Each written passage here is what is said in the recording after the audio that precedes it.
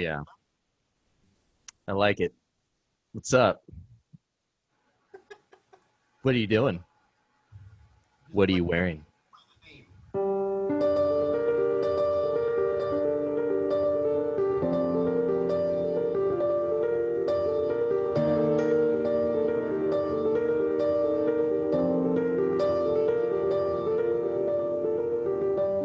that's kind of the first part of it.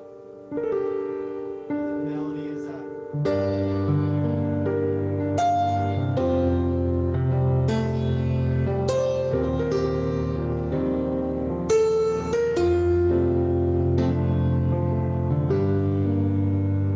that's kind of how I came up with the first part of the melody. And then you get that second part.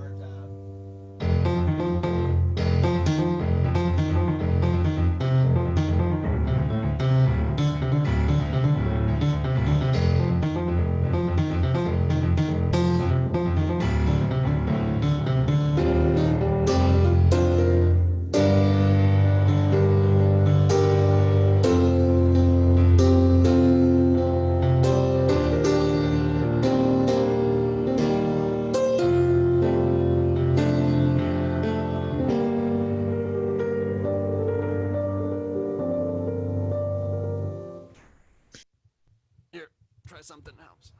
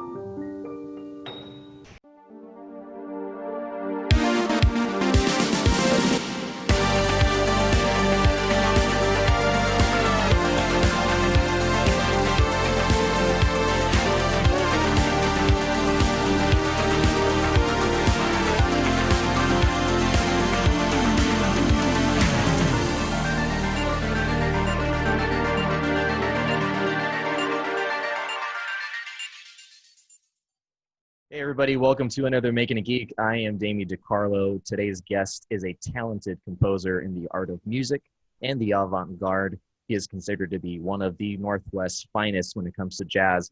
Please welcome musician, teacher, and producer, Greg Goebel. Hey, how you How doing? you doing, Greg? Good.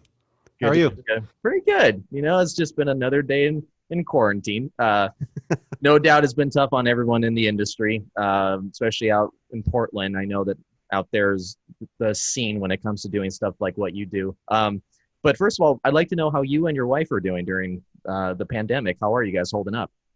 I mean, considering everything, I guess we're doing okay. My wife's still working full time, so that's good. So at least half the household income is still coming in because, when it came around to March, everything for me kind of stopped almost immediately. So having her still have a job is great. But lately, I've actually been staying fairly busy, which is weird. That's great. Yeah. So I think that's going to continue probably as long as the weather stays decent.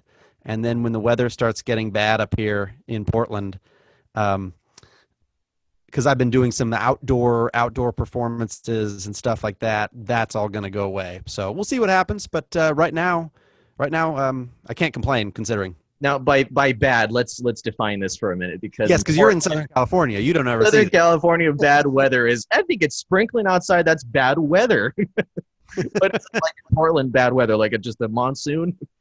Well, I mean, it rains here, you know. The joke is it rains here like 9 months out of the year, and it's always gray and dreary. And then when it starts getting dark at 4:45, you know, not many people are wanting to go out and sit on an outdoor patio. Right, right. I love Portland. It's one of those easy places to just stay in and stay cozy and not have to go anywhere.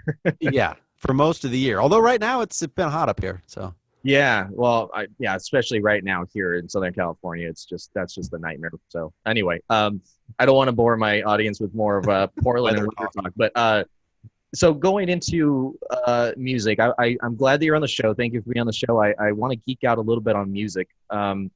Going into your career, when did your love for music first start for you?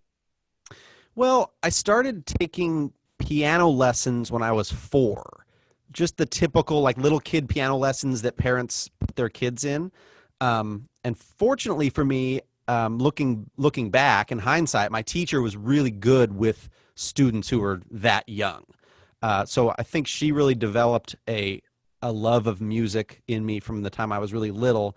And then most kids, you probably know people like this. They end up quitting when they're 8 or 9 years old, and then, you know, when they're 30, they go, "Oh, I wish I hadn't quit piano lessons." You know, I just never quit, You just so kept right on it, but just it kept seems right like on going. you kind of were born with this kind of talent. Like some kids are born and they get placed in their crib with their rattle or their stuffed animal by their side. You had your Steinway model piano next to your crib where you could just creep up and just Yes, start. yes, because I grew up in a super rich house. It just gave me anything I wanted. Yeah, no, that's not true. Since a young age though, you've had that love for the music. You kept with it, which is what you said was the major turning point with most people. They just tend to drop it and go to something else. So you kept with it. You kept going. Did you have a lot of influence growing up with music in your family? My mom played a little bit of piano, but really never at home. I think she just played when she was younger. My dad's not a musician at all. So I grew up with supportive parents. They definitely supported my uh, musicianship, if you will, but they were never very much of an influence directly musically. You know what I mean? Now, when it came to listening to music as a kid, was that something that you were already drawn to jazz or piano, or was it just something that developed over time as you were going through lessons? You know, we had a couple jazz albums, and I mean albums, vinyl, in the house when I was little. But my parents didn't really listen to jazz. I didn't know anything about jazz, and there was just a really wide range of music. So I didn't actually get into jazz until high school, which is actually pretty late. Interesting. So when I was what is freshman year, 14, something like that. Like that, yeah. I got in the jazz band in high school, which I was completely unqualified for. There just happened to be a vacant seat at the piano that year, and I just got in. But I didn't know what I was doing. For any musicians out there, I didn't know what D-7 meant. I had no idea how to build chords, improvise, no clue. So I was totally underwater my first year in high school. So what were some of the instruments that you played? Was it just piano, or did you venture off to other instruments? I played piano consistently from the time I was a little kid. I did pick up alto saxophone in middle school, so from what is that, 6th grade, and I played through 9th grade, and then I decided to just focus on piano only. So those are the only 2 instruments I ever really picked up seriously. Some Now, people can just play a million instruments and they sound really good on yeah. all of them. I hate those people because I'm not one of those people. I'm just focusing on the one. Got it. Well, I mean, that's what made you perfect the art of what you do, rather than just being good at all of them. You decided you excelled in just piano. Now, I assume that goes into keyboard too. You're very talented with keyboard. Obviously, we've discussed keyboard. I know you've done the music for retro game night and Making a Geek. Yeah. Yeah. So producing, that's kind of what you're talking about there. Producing is something I've been getting into within the last few years a lot more heavily. And it's I really enjoy it. That's a little bit, I mean, there's a performance aspect to that as well, because I am playing the parts, but it's a little different when you're like making a synthwave track like we settled on for your show. It's more of the programming aspect than the performance aspect of it. Right, and I'm sure there's a big difference mentally how you approach that. Yeah. Now, as terms of instruments that you use for piano, keyboard, what are some of your trusted brands that you have to get or that you particularly like to play with? Well, I endorse a few companies, so I suppose I should say what they are first. I endorse Nord, which is a great keyboard company. If you see a red keyboard on a gig somewhere, chances are it's a Nord. I also endorse 64 Audio, which makes in-ear monitors, and then Dave Smith Instruments, which makes great synthesizers. They have forever. In fact, Dave Smith is he's one of the guys who was influential in developing MIDI, which stands for Musical Instrument Digital Interface. Right. So that's the way that everybody produces, not everybody, but most people produce music now is via MIDI and virtual instruments. And he was one of the guys who invented that language. And he's still alive, and his company is still here, and he's still making brand new instruments. And I've got a few of them, and they're You just answered the next question. So, like for me, the fascination with MIDI, let me geek out for a minute, is Retro Game Night on the podcast that was on formerly, that we would pick apart everything as far as even the music was concerned. And most out of the first 4 or 5 generations of gaming consoles was MIDI file music. Mm-hmm. It was fascinating. It was cool. It was different. And it was all keyboard. It wasn't just all, chip tuney, Right. like the old stuff. And so that's where we started then dissecting MIDI music. And I didn't know whether that was still a thing, if people still made that or not. But it sounds like the guy that was responsible for it is still doing his thing. Well, MIDI is just the way that, like, for instance, your keyboard communicates with your computer. It tells it stuff like, oh, when I press this key down and I press it down this hard and I hold it down for this long and then I release, it sends all that information to the computer so that the computer knows what to do with that. So it's just really a language. You can compose and produce any kind of music using MIDI. It's just the transfer of that information back and forth. Now, if you were to make it in MIDI, say a song, then you just structurally just mimic that into whether it be piano or keyboard after that and other different sounds. Is that right? So if I played a little melody on piano and it was sending MIDI information to my computer, then I could assign any sound to that MIDI information. It could be a bass, it could be a synthesizer, it could be a flute, it could be piano, anything. It's just the information is telling the computer what to do. So it's a method of, when it comes to programming, just a structure of music, but not so much the instrument. Exactly. Okay. Yeah, and that was kind of like what I remember too with it, but I think the video games back then were limited on sounds, but the structure stayed the same as far as then you could make that into a piano melody or symphonic or however you wanted to do it from there. Now, in terms of brands, what's the difference between brands on, if you get a Nord versus another brand of keyboard, in your opinion? Yeah, I think they all do certain things really well. For instance, like Nord, they are really good at recreating some analog sounds like Fender Rhodes, for example, or a Wurlitzer or a B3 organ. In my opinion, and they do it all in the digital world. So it's not an analog keyboard, but it's recreating analog sounds, and they really do fantastic as far as that goes. They do a lot of other stuff well, too. When I'm on the road, I play a Nord keyboard and I play a Yamaha keyboard. And Yamaha has got its things that it does super well, different than Nord. And I have both in my studio, and I like them both for different things. So, is the feel of the keys or the weight of the keys a factor, or is that important?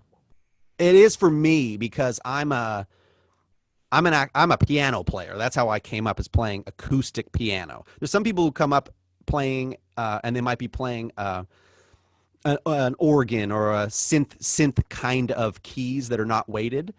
And they're maybe more used to that. So I'm used to the feel of a real piano. I like the feel of that a lot. So that kind of makes a big difference for me. I really love the feel that Yamaha gets on a lot of their keyboards. I would say that's my favorite action Is there such thing as keys that are too heavy as you press it, and some people like that, or it's just Yeah. very like, okay, Yeah, yeah. And especially when you get into real pianos, handmade pianos like Steinway and Mason and Hamlin, and uh, those pianos, they're all hand built, so they're all a little bit different. And so if you're investing that kind of money, if you're investing $100,000 or more right? I in an think instrument I like think that, I heard that the most expensive Steinway was about 223 point something million that sold several years ago. But I obviously I don't I know have much that one. about I it. bought that. Did you? Oh, okay. Yeah, Yeah, that's the that's one in. that you had by your crib. It's just outside of frame. Yeah. Right. Yeah, and I know that those are structured very well. They're made handmade, like you said. That's as far as I know. But as far as then when it comes to handmade, I think that would be popularized just by the quality that you also want to display your piano. Because I mean, let's face it, you want to showcase this. It becomes a piece of furniture. It's I don't even know if I want to call it a piece of furniture, more just like a something like of an antique. It's just you don't really touch it, but it looks beautiful. And I know some of those grand pianos are gorgeous. Do you ever play on any of those when you do your shows? Yeah, yeah. I've toured and done a lot of jazz touring and come across some phenomenal pianos in clubs and theaters that we've played. And as far as giving a brand, I mean, I've played some Steinway Ds that are just second to none. Mason and Hamlin double B that was insane. I played in Phoenix on a piano called a Ravenscroft.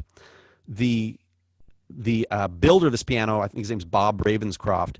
He developed this piano, and I think there's only the last time I looked, there was only 12 of them that were built in the world. And Bob happens to live in Phoenix, so that's why this piano was there. It was amazing, amazing piano. I had never even heard of it before I showed up, but it was like a Ferrari of pianos. Wow. And I'm Yeah, you sure don't see that many of those. when you get to be seated on one of those, you just it has to invoke some sort of feeling of just like awe. It's inspiring to play pianos like that because they don't fight against you when you're trying to make music. Some instruments will fight you and then you can't, it's not as easy to get into that zone where everything feels free and the music is just an extension of yourself with no barrier. With a piano like that, it was not only no barrier, it was inspiring me to play certain things. So yeah, I wish I owned a piano that gorgeous. I cannot afford it. Now, Greg, I've seen you play at some live shows. You're terrific. Tell us about what it's like to prepare for a performance. What's involved when you're getting a gig and you know you have a date set out? What's involved with preparing? I think most of the prep goes in by myself way before the gig at home, just in my own studio practicing. So Does it require you to collab with everyone prior to? not necessarily. It depends on the gig. It depends on the music. Depends on how well you know the musicians. If you've never played with them before, then it might be a little harder to develop a rapport because you don't have any rapport. It doesn't mean you won't make great music. But yeah, I think a lot of the prep goes in beforehand with practicing, making notes, referencing the recordings if there's any. People often ask me if I get nervous before I go out and play a show, especially like a really big show, and I don't. And I think I would get nervous if I was not prepared. But I'm the kind of guy who likes to do his homework, and so I very rarely have been nervous before a performance because I usually feel like I've done all the work ahead of time that will make me feel relaxed. I can agree with that. When I did my live shows for the podcast, it was the same way. I was prepared as much as I could be, but at the same time, not structured to just, a script that had to come off naturally. And a lot of that was just that once you get the ball rolling and you keep doing it, the more comfortable you get.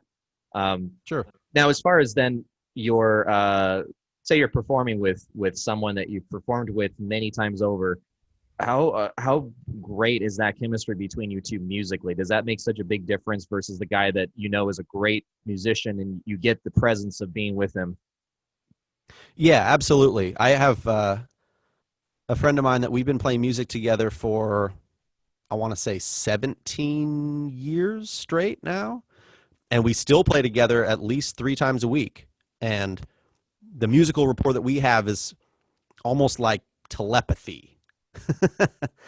uh, we're reading each other's minds musically, and that's such a joy to play music with people like that. Another person I tour with, I've been touring with them for 11 to 12 years, and we have a fantastic rapport. Sometimes we do duo concerts, sometimes it's with the whole band, but again, it kind of becomes like you're reading each other's mind, and your phrasing becomes the same, and you leave space for the other person while they're leaving space for you at another time, and you're not stepping on each other's toes. It's kind of the dream to play with somebody like that. What makes it difficult to then play with someone that's difficult, I guess you could say? Is it just that you don't have the connection, or is it that they do their thing too much?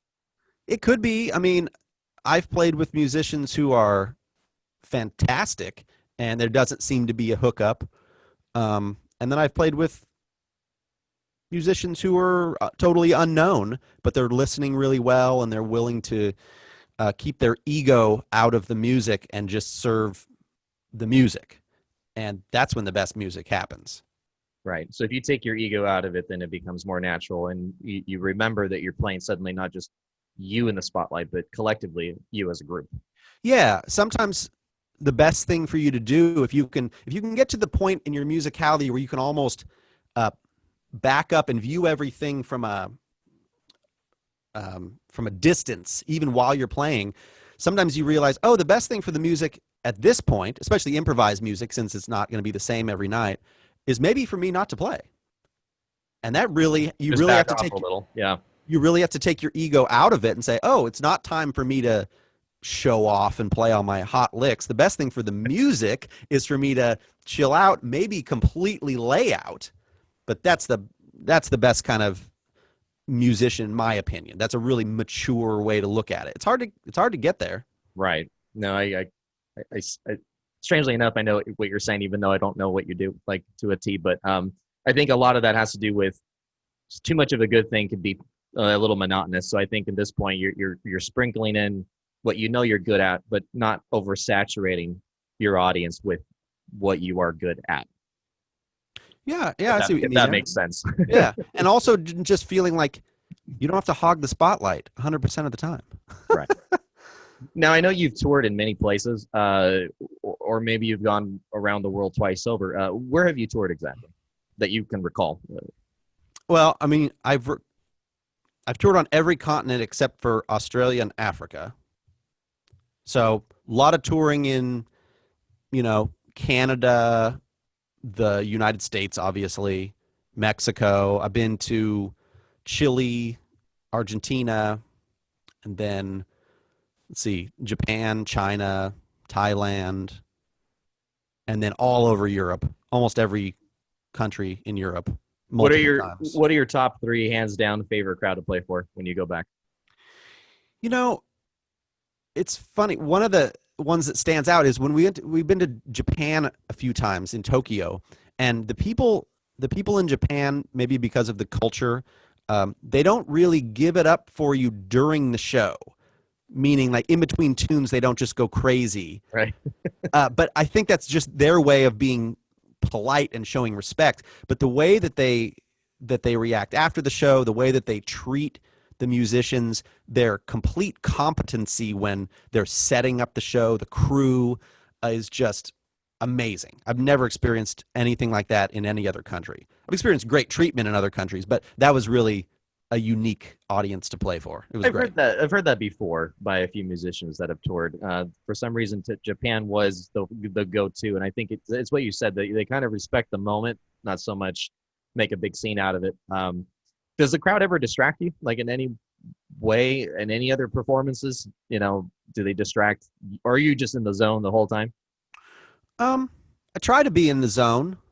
I mean, if an audience is being rude, that's distracting. Yeah. I don't come across that all that often, though. I guess if an audience is being loud, though, but they're into the music, I don't mind that at all. It kind of feeds the energy Right. of the band, and you kind of feed off that, and they feed off you. I think there's nothing wrong with not only is there nothing wrong with it. That's a great thing. I think the music benefits from Right. that. So you're getting that feedback. Okay, you like it, you're into it, you're getting me into it, right? Yes. Yeah. Yes. So It's funny that the few times I've had a rude audience, I stole this trick from, well, I saw Herbie Hancock do this once at a big festival where the crowd was being super loud during a very quiet song, and he just kept playing softer and softer and softer until the rest of the band dropped out, and he played so soft that he eventually stopped playing until everybody in the audience realized what was happening.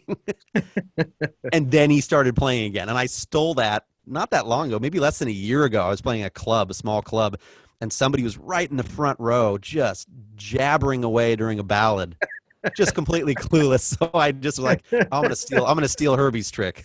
it's that teacher in the room. Would you like to share with the rest of the class, please? So you have your methods of controlling the situation, which is fascinating. You control the situation. You can either feed off of it or even change your surrounding. Essentially, I mean, if you did that and you could get someone to either quiet down or get more into it, then you have full control of the show. Yeah, I guess so. Yeah, and that's what really a performer is. I think that it's not just showing off. You have to have control of your crowd. You have to perform, whether it's a live podcast or a music gig, to make sure that their interest is there, that they're paying attention, that they're not being rude, and that if you are, then hey, you can see yourself right out. You know? So Well, and some musicians go about it in a different way. Some musicians will just stop playing and just yell at them right from the stage. front row, shut up. We're not continuing till you're done. Yeah, I don't take that tack, but Right. Now, when you're at a show, do you promo your albums? I know you have a few, don't you? Or is it just one that you have released? I have one released under my own name. Okay. Yeah, it's called Rainy City. It was put out in 2013. I think it's time for me to do another one. That was going to be one of my questions for you. Okay. Yeah. So now I've got all the music and everything written and ready to go for a new record. I just need to get in gear and block out the time to actually record it. So that was going to be now the next question. So in regards to making a new album, or let's just say Rainy City, which is terrific. I've heard it a few times. The music in that, by the way, is very avant-garde. I can tell that you have a very unique style of going about the music that you do. And I had already seen that before in your live performances. But with that album, how long did it take you to produce that, to write it, to perfect it, to where you were ready to say, okay, go, let's go with that? That record we did very much like an old school jazz record, in the sense that we went in, I booked 1 day of studio time and got the band together. We had all played together in various configurations, so there was already rapport there. And then we recorded, I think, 26 takes in like 7 hours and didn't listen to any of them as we went. We just like boom, boom, boom, boom, boom. And at the end of the day, I just packed up and I just jumped them onto my hard drive and went home and listened to them.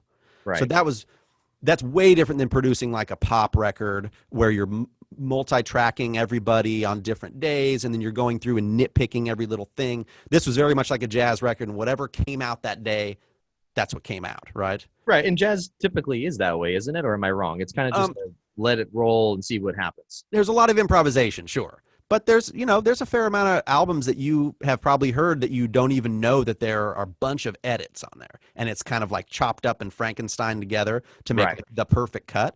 I don't find anything wrong with that. But it's not just, oh, here's one take and here's just what happened. Not just that all the time. Right. It has to have some sort of structure that you at least can enjoy at the end of the day, instead of just letting it Or go. maybe somebody made a huge mistake and they just wanted to cut it out, or the first half of your solo was great and then the second half of your solo off a different take was great. So you see if you can stitch those together, if the tempo was good enough. How long did it take you from start to finish to produce that album, Rainy City? Well, the funny thing is we got done recording and I went home and listened to it over the next couple weeks, and I was so unhappy with it that I shelved it for a year. And I said, well, I guess I'm not putting that out. I didn't listen to it for a year, and then I pulled it back out and I listened, and I thought, you know what, this is good. The playing's good, the tunes are good, and it is just a snapshot in time. Right. That's what I sounded like then. And sure, when I listen to it, all I hear is the stuff I don't like. But there's plenty of good stuff on there. The playing by Todd Straight and Dave Capteen and Rob Davis is just phenomenal. And so I decided after that, I was like, okay, we'll take it back in, we'll mix it, we'll master it, get it put out. And I'm happy that I did. Yeah, and I would say almost every band that I know that I enjoy, they always go through the first couple of albums where their sound is extremely different, and they would probably critique it as the way you're critiquing Rainy City, which I think is fantastic. But I know maybe with you've evolved to different methods and maybe different ways of going about making the music you enjoy to give out. But I think that each band has the first couple of albums that establishes who they want to be, and then they start going into more and further, different types of styles and different. They critique essentially themselves the way you just said that. Snapshot in time. I didn't really like it that way, but it doesn't mean your fans don't like it. So, which is good. Right. I'm glad you put it out because it's really great. Yeah, I'm glad I put it out too. And the new music that I've written for hopefully a second album. Maybe this podcast will get me to get my butt in gear to do it. Sounds so different than Rainy City, and it's just because I'm how many years? 7 years older now, and I have many other kinds of music that I like to listen to, and I wanted to put that into these new tunes. So yeah, very different. Now, I assume not, but because I didn't find it, but Rainy City isn't actually a vinyl press available, is it? No, there's no vinyl. Okay. Is that something you want to do with your music? Go into vinyl? It's possible. I mean, it's kind of a cool, kitschy thing, especially here in Portland. That's what I was just about to say, because I lived in Oregon for a little while, and I know the people there. And I personally am a big vinyl fan, but I feel that the kind of music you do would just be perfect for that kind of a vibe. It is. And I have friends that over the last couple of years have done vinyl pressings, and it's very cool. I'll have to think about that. I mean, the cost per unit of vinyl is so much higher than per unit on CD that you really have to jack the price up. And then the thought is for me, do I even want to do CD at all, or should this all be download only? Exactly. Now we're in a day and age where I cannot remember someone telling me they bought a CD. I just don't know when that was. Yeah, I ran out of CDs from Rainy City years ago, and I never bothered to press up more. I probably should have to sell at gigs, but you can still download it on iTunes and all that stuff. So it's out there. Might be the way to go for now, but I know that when it comes to vinyl, it's a bit trendier. It's definitely a collector item.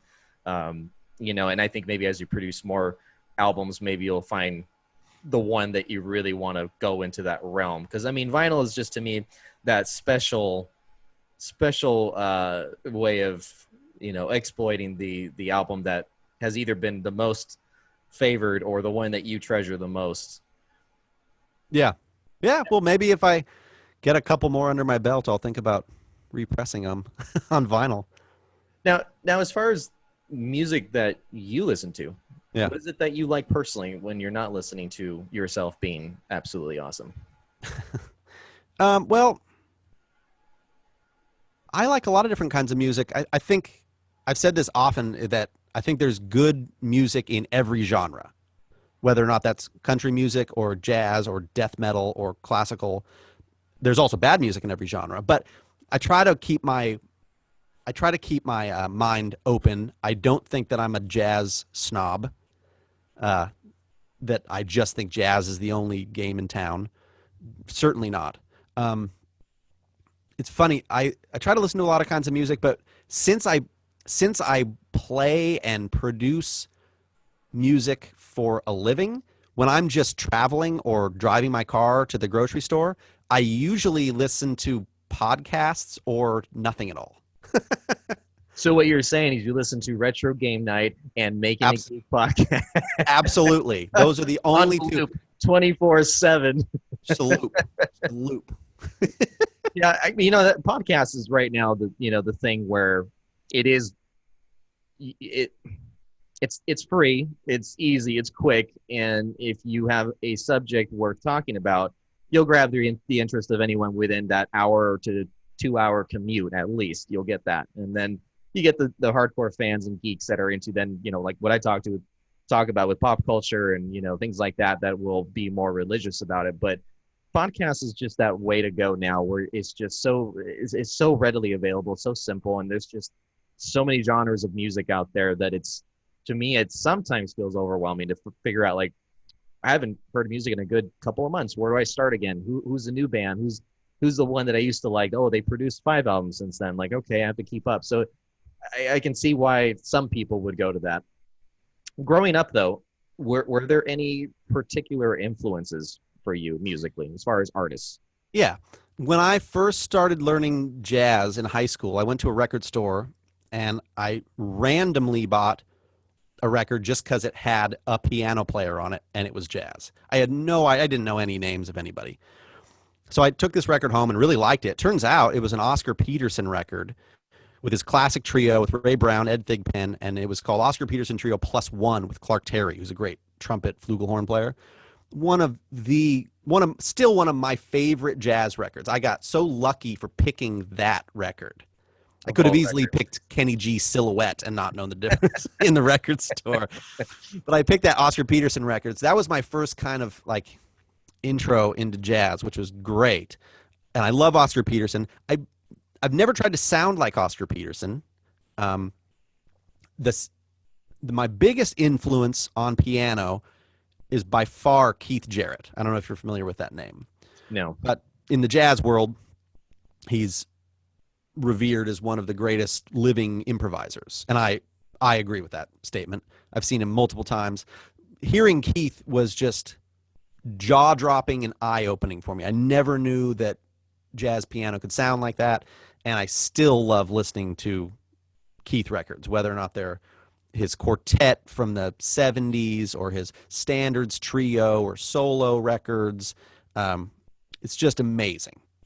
So he's definitely my number one influence. And then, all the other stock kind of influences, that sounds derogatory. I didn't mean it to be that way. People like Herbie Hancock, Chick Corea, Bud Powell, the list goes on. Right. Those are, they're all influences of mine, but Keith kind of was the first and stands the highest for me. As far as now with the pandemic, you kind of mentioned you were kind of working on something. How have you made use of your time now that you're not actually performing? Are you currently working on anything, any sort of album or maybe possible album? Well, I've been doing some collaborations with people, kind of like sending tracks back and forth, stuff like that. So that's been kind of cool. You can't really do stuff live with people yet in a real way because the latency issues are too big. When you're doing a podcast like this, the latency doesn't really affect the conversation that much. I mean, sometimes there's some interrupting, but with music, it's just a total deal breaker. Right. I know that some places over here are doing a live stream of performances for the general audience, and they'll purchase, I guess it's called an online ticket, and they'll actually watch the show from wherever they're performing. But right. I know that it's difficult now with the pandemic. Do you feel that, first of all, do you miss playing live, or is this kind of like a nice break that you enjoy? It's not a break that I enjoy. No. I love playing live. The fact is, though, I've been doing performing still. I've been playing outdoor venues because the weather up here is real nice. So there's a few places in town with big outdoor patios that are covered. Everybody's really far spaced apart. So that's been nice. Would this be in Portland that you're talking about? In Portland. Okay. Yeah, this year all my touring is gone this year. No touring, no traveling. Right. So that's all gone. You found some socially safe distance venues, and have you been performing alone or with a collaboration with a group? Yeah, trios, quartets. Okay. I'm also booking a live streaming series based, from what you were saying, at a club here. We do every Monday a jazz night that streams live from the club. There's no audience, obviously, and everybody's wearing masks and spaced far apart. But the streaming company does a great job, and people tune in and donate, and it's been pretty successful, I think. So that's great. I think back to your question about like post-pandemic normal, I don't think anybody really thinks that. But I think some good things could come out of this, in the sense that there might be some other areas of income for musicians that are going to be opened up, like streaming quite a bit more than was happening before. Right. And just other ways to collaborate with people, not just locally, but nationally, internationally. I think stuff like that might take a front seat coming up. So And are that could you be a good thing. are you and your group just really far apart when you perform? Or is that We changed? stay 6 feet apart. Yeah. Okay. Is that how it kind of was before, or you didn't get any closer than that, I assume, right? No, we'd get closer than that for sure. Oh, okay. So Yeah, because on a small little stage, you're really like crammed in there. right. That So does that affect at all? Going back to the chemistry and kind of like feeling the vibe of each other, does it still stay the same as long as you can hear the music? yeah, as long as you can hear it, okay. I mean, we're not 30 feet apart. If you were Right. that far, you might have some issues. Well, Right. you would have some issues. Yeah. But yeah, we're staying safely distant, wearing masks when necessary. If we're outside and we're far enough apart, then maybe the masks are off.